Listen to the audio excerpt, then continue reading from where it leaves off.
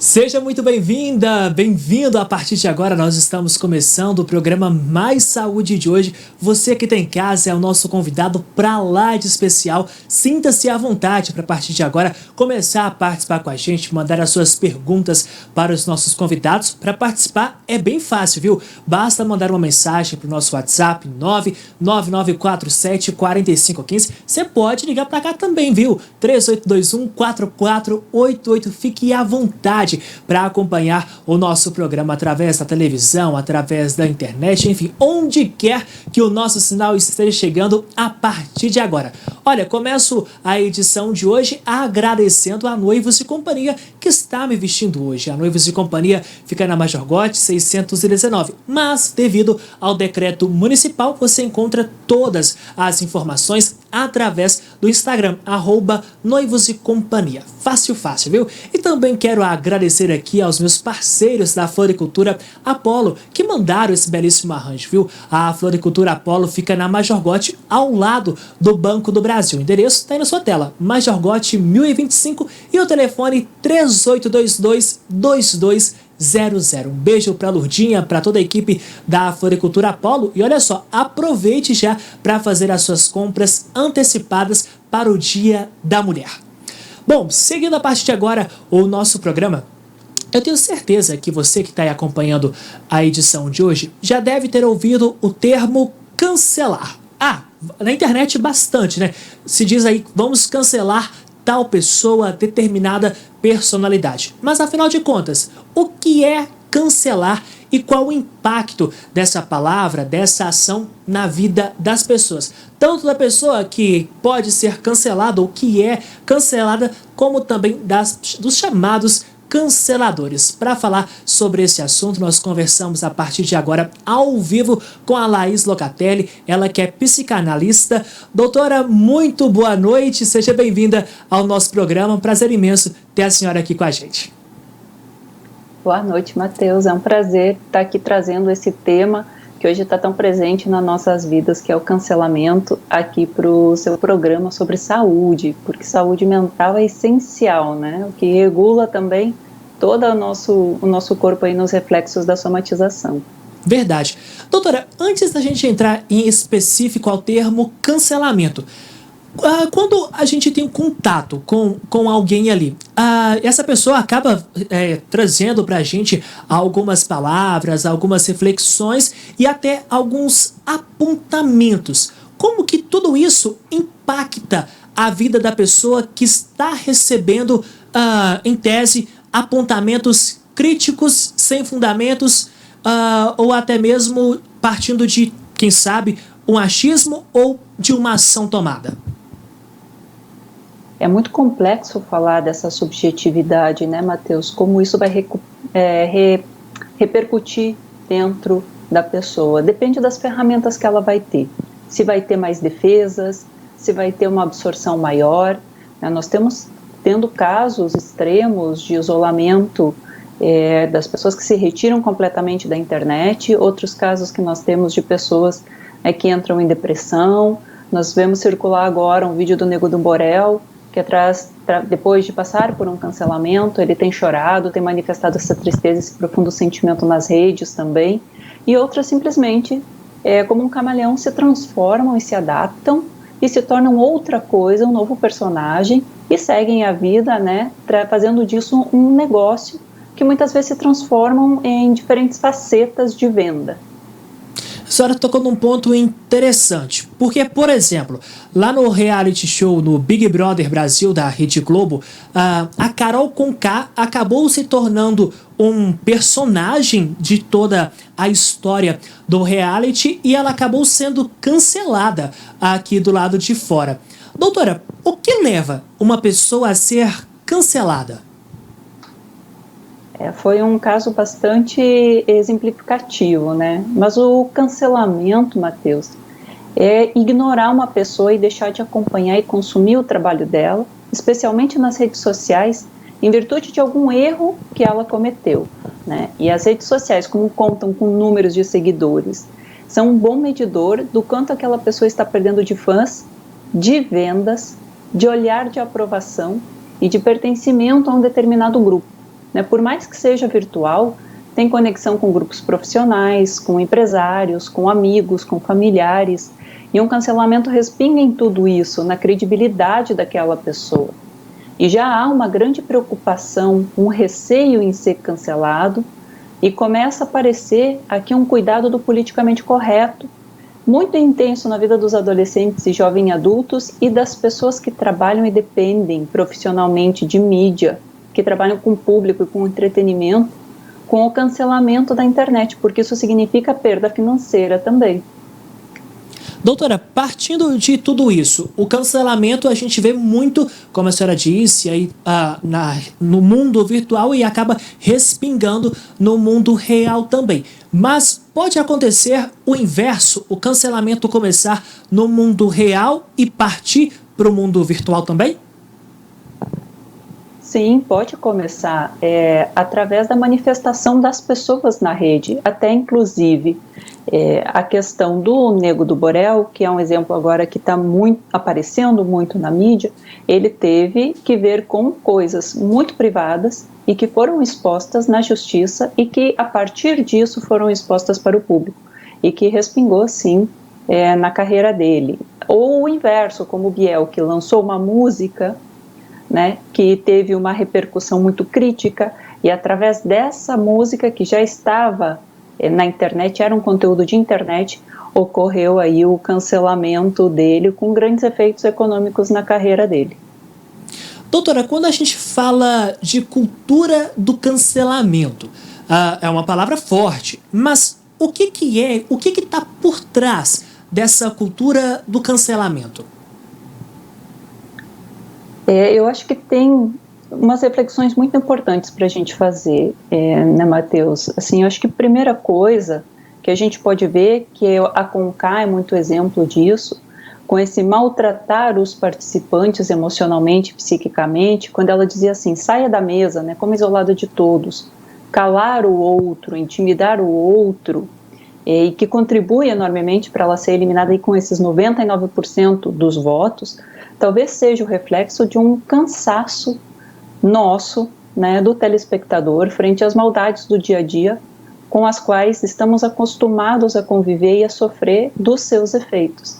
Então nós estamos vivendo, de certa maneira, um Big Brother de grandes dimensões, só que socialmente a gente não tem para onde fugir, não tem como sair da casa. É o que o psicanalista Dunker traz como jogo de resistir à exclusão.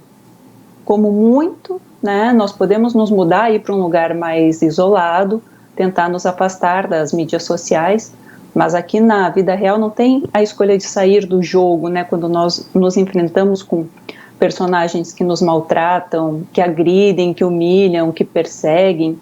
E às vezes nós saímos do ambiente de trabalho à base de um assédio moral, de uma sobrecarga de trabalho ou de uma relação ali tóxica, e vamos para casa, onde vivemos com dose de maltrato psicológico, vamos para a escola, vivemos com o bullying e com o cyberbullying, e nós estamos cansados e não podemos eliminar quem causa esse mal, né? Quem atira esse sal nas nossas feridas, porque muitas vezes são o pai, a mãe, o chefe, o diretor, colega, pai do filho, mãe do filho, né? O par romântico numa relação que tenha uma violência psicológica ou outro tipo de violência.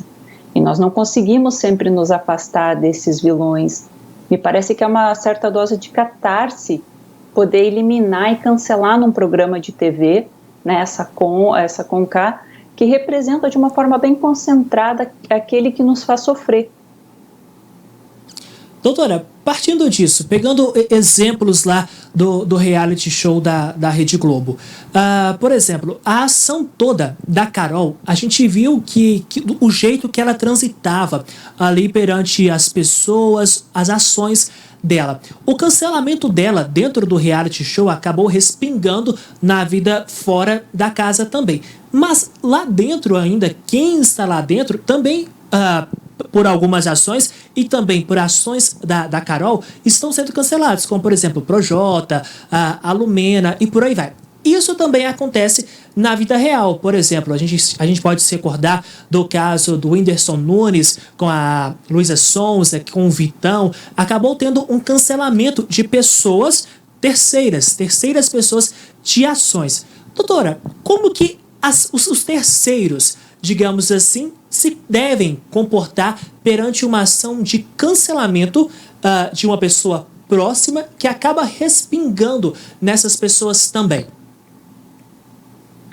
Normalmente, o que acontece é que não vê chegar até que chegou, né? Não há uma preparação, porque se houver uma preparação psíquica, as pessoas costumam se afastar, né? E isso é muito comum, são poucas as pessoas que participam daquilo como um ponto de apoio. Ainda mais agora que nós estamos vivendo uma época muito narcisista, do eu, né? O meu amor próprio, o eu primeiro, e isso é muito estimulado, né? Primeiro guardar a si, amar a si, etc. Mas eu recordo do que você me fala com uma frase do Pondé, do filósofo Pondé, que ele diz uma coisa muito importante para a gente entender, que é o colocar a sua própria vida à venda nas redes sociais ou nesses programas de reality show, ou de uma maneira muito explícita na mídia, porque é uma opção por uma exposição, por essa exposição muito maior, inclusive uma exposição muito maior dos próprios erros, né? Porque aquela vida que está altamente exposta, ela se torna um objeto, incluído um objeto de cancelamento, porque ele pode ser eliminado, ele se torna uma coisa, né?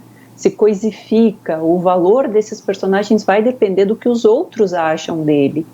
Isso o Big Brother deixa muito explícito, né?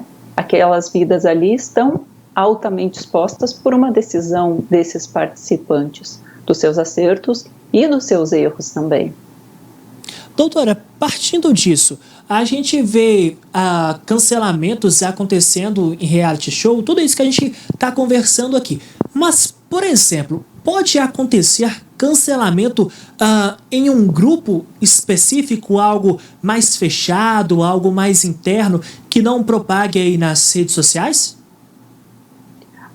Eu acho que esse é o nosso velho conhecido bullying, né? Muitas vezes, que você traz um tema, aponta um erro ou uma desqualificação do outro e o exclui completamente.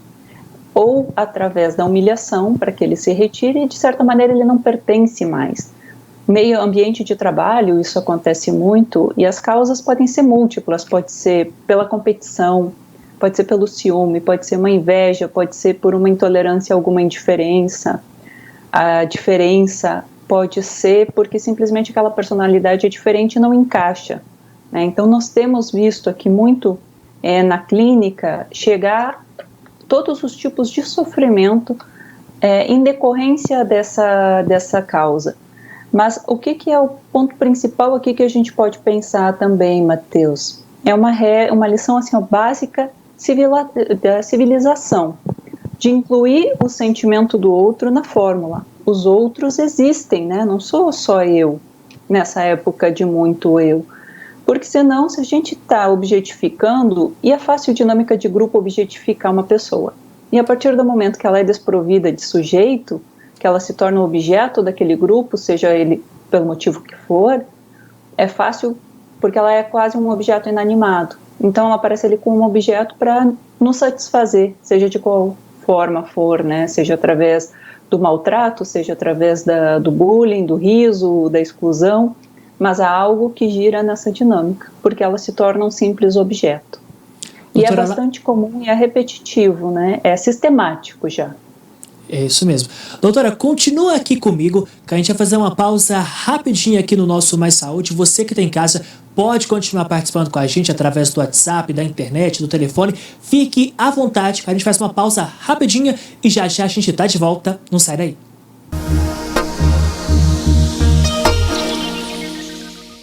Estamos de volta ao vivo com o programa Mais Saúde. Você que está em casa, continue participando com a gente através do WhatsApp 999474515 3821-4488. Fique à vontade. Os nossos canais de comunicação estão aparecendo aqui na sua tela.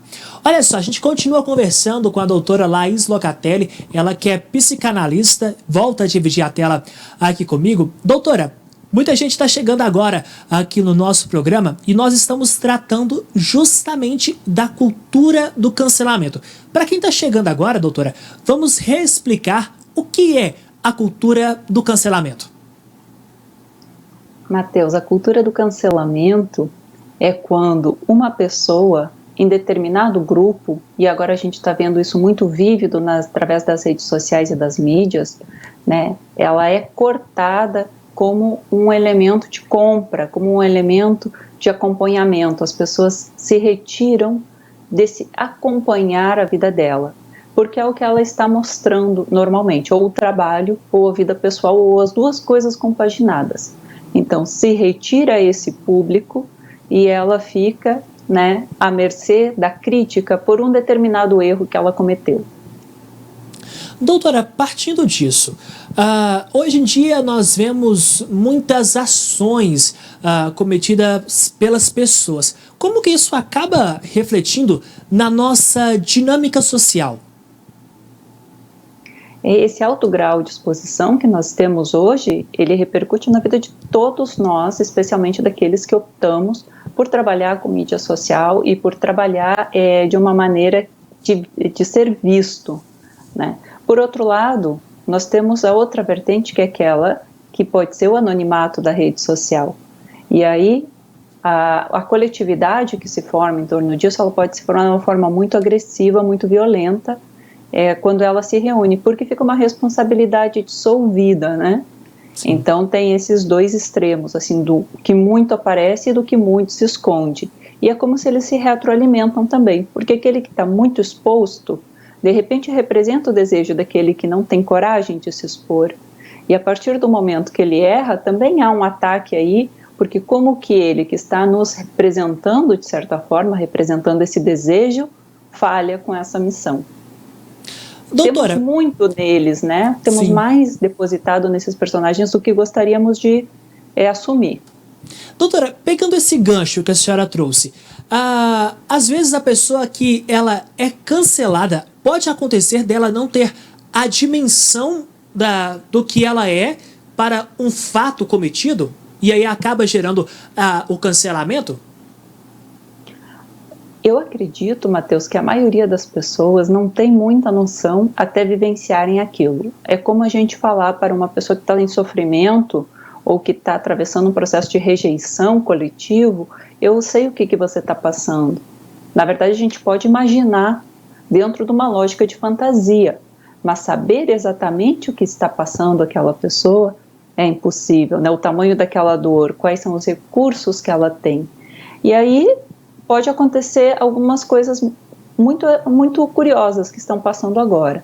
Às vezes, frente a essa dor, elas se transformam em outro personagem, né? Criam uma nova identidade, uma identidade moldada, e há inclusive profissionais que já estão hiper especializados nisso, né? De reparar os efeitos de uma ação coletiva de cancelamento da vida dessas pessoas, que inclui, e como a gente pôde acompanhar aí com algumas figuras públicas nos últimos tempos, um pedido público de desculpa, né, apresentam um remorso, trazem um novo modelo de comportamento como uma marca, né, mudam o jeito de se vestir, de falar, a mensagem que levam, forjando o que a gente chama em psicanálise de um falso self, um falso eu, que é para ser aceito de volta, depois que acontece esse rechaço coletivo.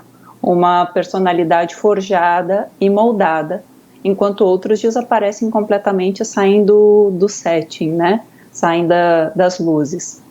Doutora, justamente isso. Por exemplo, a gente pode citar um dos casos que está em evidência aí, que é a Carol Conká. Após sair do reality show, de todo o cancelamento que ela teve, ela, juntamente com a emissora, vem aí trabalhando a sua imagem, como a senhora, provavelmente, como a senhora disse, para que ela possa ser aceita novamente. Quando a pessoa, ela topa, digamos assim, ser um novo personagem, muitas das vezes, essa pessoa, ela reconhece o erro dela, ou é simplesmente para que ela possa ter tudo aquilo que ela tinha de volta? Olha, a mim me parece assim, porque quando esse caso em específico, ela sai do reality show, né, e ela sai com uma grande perda econômica, que se estima ali pelas notícias que a gente acompanhou nas redes sociais de 5 milhões de reais entre contratos e patrocínio. A primeira coisa, uma das primeiras coisas que ela publicou é: Brasil, cheguei, não me cancele. o que me dá a impressão de que parece que não tem uma intenção de desculpa, de reparar o mal feito, o desconforto que ela gerou nos demais participantes explicitamente, mas sim justamente o medo do cancelamento. E assim acontece com muitos outros personagens, que naquele primeiro choque, né, o que isso afeta a mim. Então, o que Melanie Klein, que é uma psicanalista que faz toda uma teoria infantil nova, ela diz o quê? O que nós aprendemos no nosso desenvolvimento? A culpa, a sentir culpa e a reparar quando nós fizemos algum mal. Nem que seja aquele tapinha que o bebê dá na mãe ou dá em alguém e depois ele vem e passa a mão na cabeça. O que isso quer dizer? Que dentro do processo educacional, nós vamos aprender que machucar as pessoas, fazer as outras pessoas sofrer, está errado, o que gera uma sensação de culpa. Mas que nós estamos vendo cada vez mais o narcisismo acentuado, onde o outro se torna objeto, e por isso eu não preciso me culpar, não me sinto culpado, eu não preciso por isso reparar. Eu vou tentar correr atrás do meu prejuízo, forjando uma nova identidade e buscando outro nicho econômico de negócio. Essa é a sensação que eu tenho na maior parte dos casos que estão acontecendo agora de cancelamento, Matheus. Doutora Laís, e o cancelador? Ele comete atos por coisas passadas ou por vontade de fazer aquela ação, muitas das vezes, maldosa? É interessantíssimo isso que você pergunta, Matheus. E o Pondé faz uma ponderação muito importante e essencial para a gente compreender um pouquinho por que é que tem essa reação tão intensa. Porque poderia simplesmente ser um movimento de retirada, mas vem com uma forte crítica, vem como um ataque também, né? Ele diz o seguinte, que é da própria natureza esse desejo de linchamento com quem erra, e que antigamente, né, era um caso dos criminosos, os casos de adultério, e que o ser humano gosta de tirar pedra nos outros. Por quê? Porque dá uma sensação que ele é puro, que a pessoa que está julgando, né, ele é o juiz da boa causa, um juízo moral. Isso gera uma satisfação do nosso superego ali, como um representante da lei. Nós somos os certos, eles são os errados. E isso é perigoso, porque pode nos blindar de ver o nosso próprio narcisismo e a nossa própria toxicidade. Especialmente quando ele é feito de forma invisível quase nas redes sociais, né? O eu não aparece, aparece o grupo. Então não tenho que me responsabilizar por esse ataque também. Essa rede social, a gente pode pensar um pouquinho mais como um espaço, quase como um terreno baldio, né? Que não tem nome, essa terra de ninguém. E isso então fica ainda mais fácil de se manifestar. Doutora, toda essa ação do cancelador seria, digamos, um reflexo dele mesmo? Eu acredito que todos os seres humanos tenham as suas cotas, sejam elas as cotas de bondade, de maldade, as cotas mais psicóticas, as cotas mais neuróticas, e que isso se acentua em determinado período ou em determinada reação a alguma coisa que acontece. Então, colocar o outro como algo, o ser maldoso, ele o mal e eu o bom, nos exime, né, de reflexionar que isso também existe em nós, mas que nós optamos por não atuar dessa maneira, por exemplo, como a Carol Conká, de uma maneira tão intensa nesse outro. Mas que em determinados momentos nós também temos as nossas cotas que são manifestadas. Pode ser através de uma discussão, de uma briga, de um castigo que infligimos aos nossos filhos, etc. Isso vai aparecendo, né? Mas são coisas que nós não gostamos de ver e muitas vezes não toleramos em nós mesmos, reprimimos. Pode sair como sintoma, pode sair como ataque. Enfim, cada um vai dar a vazão da maneira que pode para esse sentimento que renega em si. Doutora, agora eu acredito que a família seja, a nossa família ali seja um dos nossos bens. Doutora, por exemplo, no caso da Carol Conká, a gente viu que ela foi cancelada está sofrendo das ações dela. E aí a gente vê o filho dela também sofrendo ameaças, um cancelamento. Como que fica essa situação de pessoas que a gente gosta e pessoas tão próximas?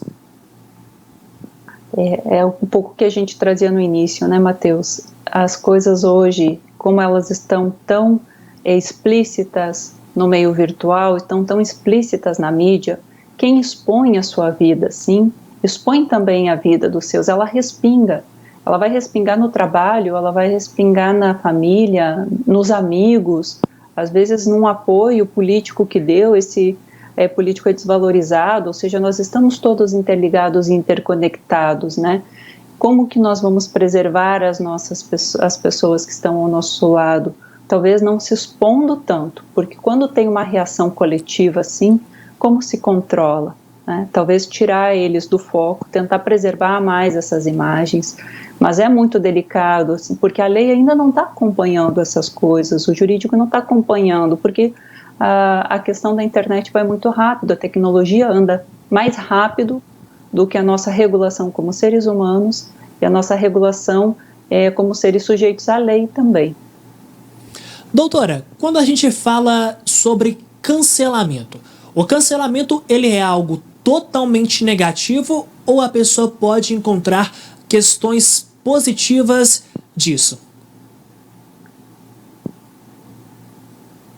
Essa é uma discussão que eu tenho acompanhado bastante, porque a questão há coisas que merecem ser canceladas, por exemplo, uma má prática, uma violência contra a mulher, uma agressão aos outros, assim, de forma tão explícita como aconteceu. Tirar esse apoio, tirar esse público é uma maneira de dizer, nós não aceitamos mais isso, nós não vamos colaborar com isso, nós não vamos ovacionar quem fez isso. E também me parece ser a manifestação desse direito de dizer concordo e não concordo. Por outro lado, a gente pode pensar, isso é muito agressivo, porque essa pessoa também está sofrendo, ela fez sofrer e nós a estamos fazendo sofrer. Sim, mas é um pouco como a consequência dessa hiperexposição, que foi contratual na maior parte dos casos, né? No caso de uma figura pública, isso faz parte do pacote. Agora é lógico, como diz a Maria Homem, quem que não gostaria de ter uma varinha mágica, né, que fizesse desaparecer tudo aquilo que nos causa dor? Desligar o volume, não ouvir mais o que esse outro está falando, ou gritar mais alto, né, quando acontecem os ataques, aí, as críticas muito ferozes. Isso também são instrumentos de dizer não, de mostrar um limite que é o nosso limite. Não compro mais esse produto, né, porque aquilo, de fato, acaba por serem produtos que estão à venda, até as próprias vidas, né? A pessoa filma a casa, expõe a família nas redes sociais, etc., como produto. Doutora, sabendo justamente desse limite, o que a gente pode esperar dos próximos dias, dos próximos meses, dos próximos anos? Matheus, é uma boa pergunta, porque nós ainda não sabemos o quanto a tecnologia vai entrar ainda mais dentro das nossas vidas, dentro das nossas casas, e como que a nossa psique vai dar conta de toda essa informação. Porque eu tenho a impressão que agora nós não estamos preparados para compreender exatamente o que está passando e o nosso alto grau de exposição e a nossa participação nesses conjuntos que se formam aí de opiniões da coletividade. Então vamos aguardar e ter uma percepção mais apurada conforme vão acontecendo.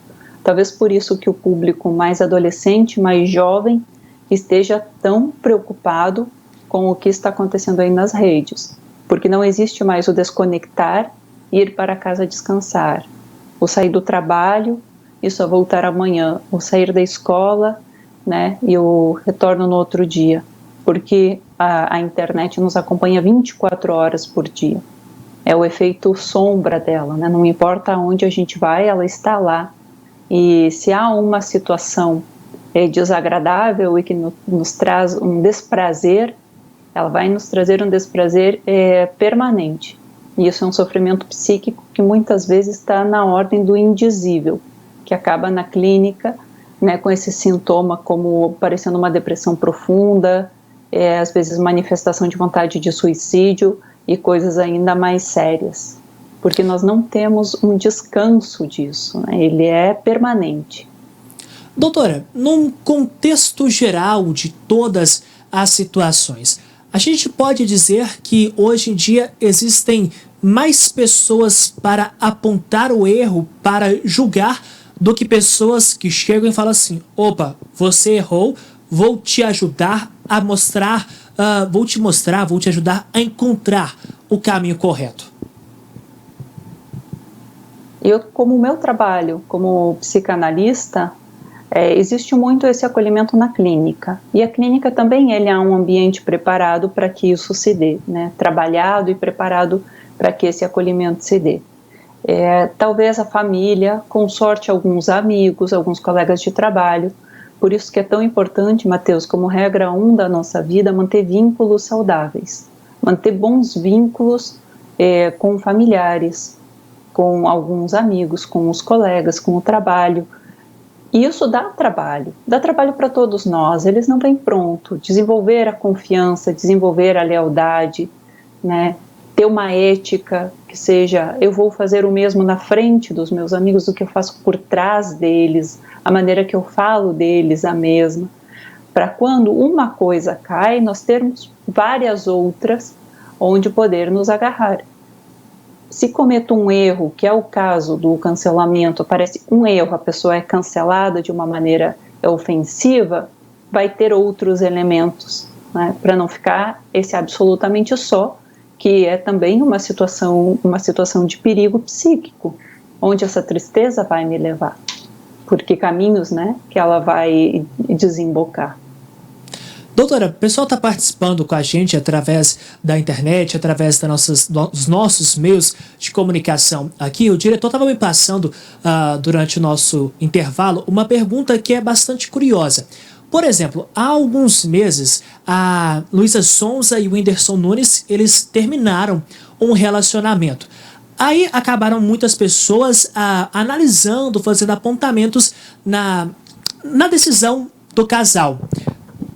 Aí, por exemplo, a Luísa Sonza, ela vai lá e assume um novo relacionamento amoroso. Ela acaba sendo cancelada, criticada duramente na internet. Na sequência, o Whindersson Nunes, ele assume também um relacionamento amoroso, mas o cancelamento não é da mesma forma que foi com a Luísa. A questão da pergunta é: a mulher hoje na sociedade, ela é mais cancelada do que o homem, talvez por machismo? Acho que a questão da mulher tem a ver com o desejo feminino, Matheus. No caso do Whindersson, me parece que era um casal normal, de dois jovens, mas que ele estava envolto numa fantasia coletiva do príncipe e da princesa e do casal perfeito. Quando as pessoas viram isso terminar, tenho a impressão que isso repercutiu como se fosse retirar um pouco da fé que nós tínhamos no amor, num relacionamento de crescer juntos, né, de estar juntos desde o início, da beleza da paixão, dessa imagem tão bonita que eles passavam e que eles vendiam também, né, era muito comercializado isso, era muito exposto isso. E quando ela sai desse relacionamento que a priori se entendeu que houve uma traição, esse desejo feminino ele vai ser atacado. Inclusive, ele costuma ser atacado pelo parceiro, que é o caso dos feminicídios. Eles acontecem praticamente todos eles, ou a grande maioria deles, quando a mulher se despede desse parceiro e decide formar uma nova vida com outra pessoa ou de uma forma diferenciada. É como você ousa não me desejar, como você ousa desejar outra coisa, né? Porque ela estava ali muito como um objeto de satisfação. Então eu não sei se tem a ver tanto com a figura da mulher ou se tem a ver com o desejo da mulher, porque se ela tivesse se separado em outra situação, acredito que não teria sido retalhada desse jeito. Tá certo. Doutora Laís Locatelli, psicanalista, participando ao vivo aqui com a gente do programa Mais Saúde. Doutora, sempre um prazer ter a senhora aqui com a gente na NTV. Muitíssimo obrigado por ter nos atendido nesta terça-feira e eu espero você de volta mais vezes aqui no Mais Saúde.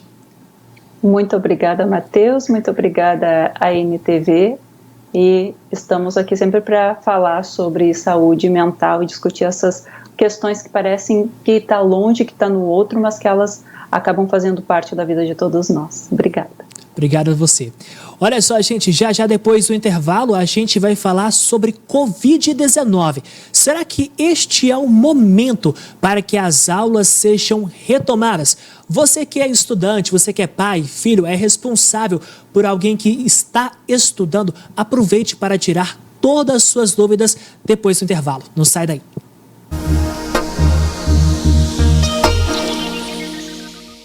Nós já estamos de volta. Você que está em casa, continue participando com a gente através do 99947-4515, 3821-4488. Deixa eu mandar um beijo todo especial aqui para a Maria Isabel, que trabalha em um supermercado aqui de Patos de Minas. Maria Isabel, super beijo para você. Olha só, a gente está de volta com o Mais Saúde e agora a gente vai falar sobre um tema que está em pauta, está em evidência, que é justamente a Covid-19. Na última semana a gente não conseguiu concluir todo o assunto, por isso que ele volta para conversar aqui com a gente, trazer todos os seus conhecimentos, informações e esclarecer as suas dúvidas também. Já está dividindo a tela comigo o Ailton Alves Júnior, ele que é médico representante da atenção primária no COGESMIG e ex-consultor da OPAS e consultor do Ministério da Saúde para protocolos da Covid-19. Ailton, muito boa noite, seja bem-vindo ao nosso programa. Boa noite, Matheus, é um prazer estar novamente com vocês, um abraço também a todos os que nos assistem. Ailton, semana passada nós falávamos justamente de volta às aulas. Patos de Minas está vivendo um momento muito delicado, Ailton. Hoje a gente já se sabe que a prefeitura, o prefeito e outros órgãos representativos da cidade se reuniram para discutir o decreto que está em vigor aqui no município. A gente não se sabe ainda se a volta das aulas foi uma das pautas ou não. Mas fato é, Ailton, que em Patos de Minas hoje a situação está grave, assim como todo o nosso país. Dessa forma, Ailton, a gente pode esperar um retorno às aulas já nos próximos dias, recomendado aí, ou isso não será possível? Essa pergunta, Matheus, ela é muito importante porque ela nos traz algumas reflexões. A primeira delas é que nós já temos direcionamentos internacionais com evidências a partir de lições aprendidas de outros países de que realmente nós precisamos priorizar a retomada segura para as nossas aulas presenciais. Agora, este priorizar é um caminho, é uma decisão que precisa estar atrelada a uma prática para que a gente consiga fazer isso da melhor maneira possível. As experiências mais exitosas de países que tiveram uma retomada segura das aulas presenciais trouxeram algumas lições. Uma delas é fazer isso em um momento epidemiologicamente mais adequado, quando essas curvas, essas ondas, essa curva esteja já estabilizada ou decrescente. Não é o momento ideal em uma curva ascendente de casos essa retomada. Até mesmo porque essa retomada ela pode entrar em descrédito em função de outros motivos aleatórios à própria retomada da escola, porque naturalmente, neste momento que nós estamos vivendo, há outros motivos, inclusive possibilidades de cepas resistentes que estão circulando e que possam estar causando essa elevação de casos. Então, existem momentos realmente mais indicados para isso, mas precisamos nos preparar para que quando os momentos adequados surjam, estejamos realmente prontos para essa retomada. Ailton, a gente sabe que hoje no Brasil a educação ela é mal servida pelos representantes públicos. Partindo disso, por exemplo, a gente sabe que em maioria dos estados brasileiros, nos municípios, existem salas de aulas superlotadas e algumas escolas, locais de ensino, não possuem outros locais para que se possa colocar, por exemplo, alunos. A gente sabe da existência de classes com 40, 35 alunos e a capacidade ali acaba não se tendo outros locais para que se possa levar estes estudantes. Uma vez também que grande parte, principalmente das escolas municipais e estaduais, se tem turnos seguidos, né? Manhã, tarde e noite. Diante disso, digamos que um momento epidemiológico favoreça o retorno às aulas, mas a estrutura não favorece. E aí, como é que faz para ter essa retomada? Isso. Essa retomada, ela está também condicionada a algumas orientações e práticas que precisam ser instituídas, Matheus. Aquela escola como tínhamos anteriormente, com 40 alunos dentro da sala, sem circulação de ar, ela hoje não tem uma perspectiva de retorno. Nós precisamos nos adequar a uma nova situação.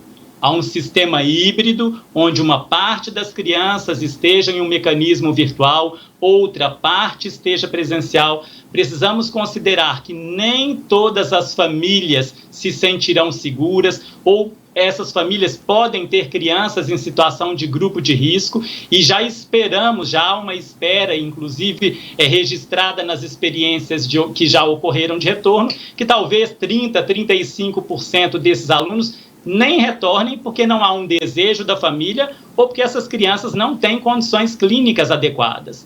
Ou seja, dos 2/3 que retornam, ainda há que se pensar em fazer uma fragmentação, uma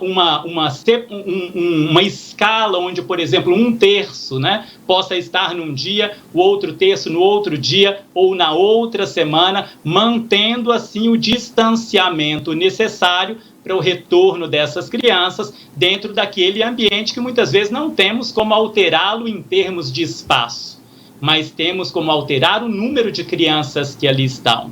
E essas considerações precisam ser feitas com o estudo desses ambientes, dessas escolas, adequações necessárias em termos de circulação de ar.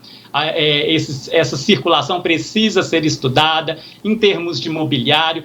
Por isso, é necessário um tempo de planejamento e preparação. E a grande chamada, Matheus, que eu gostaria de dar nesse sentido aos nossos gestores é que propiciem desde já. E nós temos, inclusive, trazido falas aqui, a própria Unicef, no dia 6 de janeiro, ela fez uma carta aberta a todos os prefeitos eleitos e ela conclamou esses prefeitos eleitos a priorizarem em sua agenda a retomada segura. Não quer dizer que tenha que voltar de imediato, mas quer dizer que se isso não for priorizado, nos momentos oportunos não estaremos prontos para este retorno. Além da Unicef, por exemplo, outros organismos, né, como a Sociedade Brasileira de Pediatria, né, a principal sociedade científica que trabalha com crianças e adolescentes, no dia 26 de janeiro trouxe uma nota complementar sobre a retomada segura para as escolas, para as aulas presenciais, e a sociedade ela conclamou uma correção imediata da passividade nessa decisão isolada de manter as escolas fechadas. As lições aprendidas têm mostrado, Matheus, que há momentos que as escolas precisam estar fechadas. Por exemplo, neste momento na Europa, França, por exemplo, nesse momento, decidiu que as escolas deveriam ser fechadas, mas foram as últimas a serem fechadas. Primeiro, outros setores foram fechados e quando houve necessidade, e haverá essa necessidade, a escola será fechada. Por outro lado, muitas vezes ela deve ser a primeira a reabrir. Essa, inclusive, é a orientação da Unicef em carta aberta aos prefeitos eleitos. As escolas deveriam ser as últimas a serem fechadas e as primeiras a reabrirem. Há momentos para abrir e outros que precisarão ser fechados. Não creio, em minha análise, Matheus, que este momento, dentro da situação que estamos vivenciando aí na região, há que se pensar muito bem se esse momento seria o ideal para esse retorno.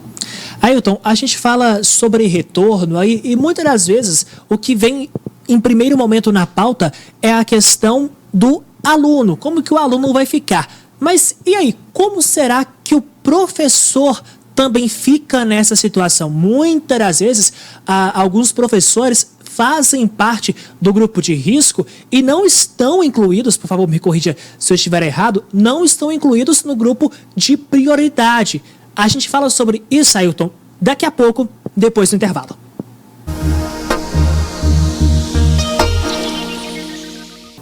Nós já estamos de volta ao vivo com o programa Mais Saúde. Volta então dividindo a tela comigo também o nosso convidado de hoje, o Ailton. Ailton, nós vamos para o intervalo com a pergunta no ar. Com a questão aí, quando tudo estiver certo, a retomada às aulas. E os professores, como é que ficam nessa situação se nem no grupo de prioridade estão incluídos? Isso. A priorização para a retomada segura das escolas, ela precisa considerar toda a comunidade escolar. Nós sabemos os efeitos que já foram publicados em relação às crianças, aos distúrbios de desenvolvimento, infantilização, depressão e ansiedade. Conhecemos a situação social de muitos desses pais responsáveis que muitas vezes não têm um ambiente seguro para que essas crianças fiquem, mas precisamos considerar dentro dessa comunidade escolar também os professores. Há uma priorização no país em termos, por exemplo, de vacinação, para, primeiramente, os idosos. Nesse caso, alguns professores podem se encaixar nesse perfil, que terá uma priorização acima de 60 anos. Uma parte desses professores se beneficiarão da vacinação quando também se inserirem no grupo de risco com comorbidades, mas os professores deveriam ser priorizados, em minha análise, exatamente nesse processo, inclusive da vacinação, para que a gente tenha essa retomada segura. Nós temos aprendido, Matheus, que o Centro de Controle de Doenças europeu, por exemplo, trouxe um estudo demonstrando que o principal ente na transmissão da Covid dentro dos ambientes escolares não era a criança para a criança, e sim este adulto para uma criança. Então, este adulto precisa ser cuidado para que também tenhamos o controle adequado epidemiológico dessa situação. Ele deveria ser priorizado em termos de imunização, dentre esses grupos prioritários, como alguns países fizeram isso no mundo. Não são muitos, é verdade, mas alguns trouxeram a priorização desses professores. Precisamos identificar os professores que são, assim como toda a comunidade, do grupo de risco. Eles não deveriam retornar às atividades presenciais propostas. Precisamos fazer todo esse trabalho prévio a esse retorno, que é muito importante. E acolher esses professores com informação, com comunicação, que precisa ser clara, transparente e direcionada a toda a comunidade escolar. Isto é fundamental, que haja transparência, comunicação, que hajam medidas sanitárias associadas a esse retorno. Não é simplesmente voltar, é necessário uma vigilância epidemiológica de casos muito próxima para esse acompanhamento e observar o melhor momento dessas curvas para que essa retomada seja o mais segura possível. Ailton, durante um bom tempo nós víamos aí falar que quando a tecnologia fosse aí se avançando, a educação seria mudada radicalmente. Nessa pandemia a gente viu isso acontecer mais do que nunca. Partindo disso, a gente pode esperar que nos próximos anos a educação nunca mais será a mesma? Olha, essa pergunta é interessantíssima. Há pessoas que estão estudiosas na área, por exemplo, o Instituto Ayrton Senna, trazendo considerações robustas sobre isso. A minha perspectiva é que realmente isso acontecerá. A educação, ela passa por um marco que precisamos observar, um marco não somente de revisitar as tecnologias associadas à educação, mas os seus conteúdos. aquilo que de fato é prioridade. Nós precisamos que as nossas crianças tenham acesso à aprendizagem de habilidades socioemocionais que são fundamentais para o sucesso e para a vida: resiliência, motivação, persistência, né? São habilidades, reconhecer o outro como diferente, reconhecendo as diferenças, são habilidades que nós estamos aprendendo, precisamos aprender com essa pandemia e que devem fazer parte do conteúdo pedagógico das nossas escolas. Essa revolução, ela precisa ser tecnológica e de conteúdo. Tá certo, Ailton. Infelizmente, o nosso tempo acabou, mas eu te agradeço demais pela sua participação aqui no Mais Saúde e te espero de volta em breve, viu? Será um prazer estar com todos vocês. Um forte abraço, Matheus. Um abraço, Ailton. E você de casa, o nosso muito obrigado. Obrigado pela sua companhia, obrigado pela sua audiência. Lembrando que se você perdeu alguns dos blocos aqui do nosso programa, você pode rever através da internet, viu? Basta entrar no ntv.tv.br ou ir lá no nosso canal do YouTube, @NTV Patos de Minas, que você assiste tudo na íntegra. Tá combinado? Você de casa, mais uma vez, obrigado pelo seu carinho, obrigado pela sua companhia. O Mais Saúde de hoje fica por aqui. Fiquem todos com Deus. E agora, tá chegando o NTV News. Boa noite, Ludmila Bahia. Olá, Matheus Borges, como vai? Boa noite para você. Tudo bem? Tudo bem. Ludmila, me conta. Eu sei que eu já estou entrando aqui no espaço do NTV News. Muitas notícias aconteceram hoje, foram registradas em Patos de Minas? Como de praxe, viu, Matheus Borges? Hoje temos mais um cardápio farto com muitas informações para todos que acompanham a programação da NTV. Ludmila, antes, amanhã tem Espaço Feminino, né? Recheado também de coisa boa, de assuntos interessantes. Sim, um programa também bem diverso, que trata aí de diversas questões, tem também entretenimento, a gente fala mais do Você Linda, traz dicas, está imperdível, Matheus. Então, olha só, Ludmila, o Mais Saúde de hoje fica por aqui. Agora eu vou correr aí pra cima pra matar a saudade de você, viu? Com você, Ludmila. Obrigada, Matheus.